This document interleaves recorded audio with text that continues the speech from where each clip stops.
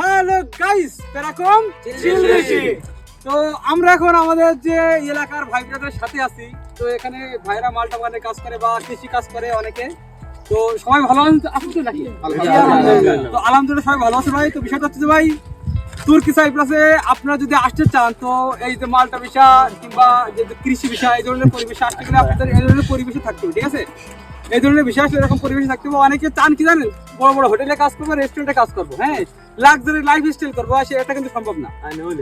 মনে করেন আপনাদের যদি মনে হয় যে আমরা কৃষি বিষয় কিংবা মাল্টা বিষয় আসবো, তাহলে অবশ্যই আপনাদের এরকম পরিবেশে থাকতে হবে, এরকম গ্রাম্য পরিবেশ।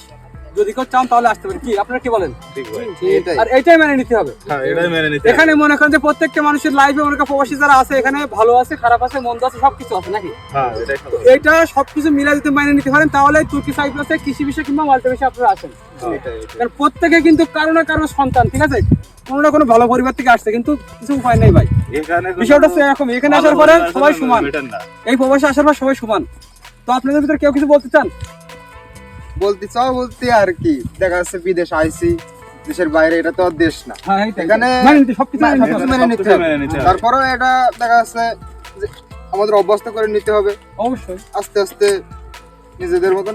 নিজেরা ব্যালেন্স করে নিতে হবে, নিজেদের ভিতরে চিল করতে হবে। এটাই মুরব্বি লোক, আমাদের ভিতরে একটা মুরব্বি লোক আছে ভাই, কিছু বলেন।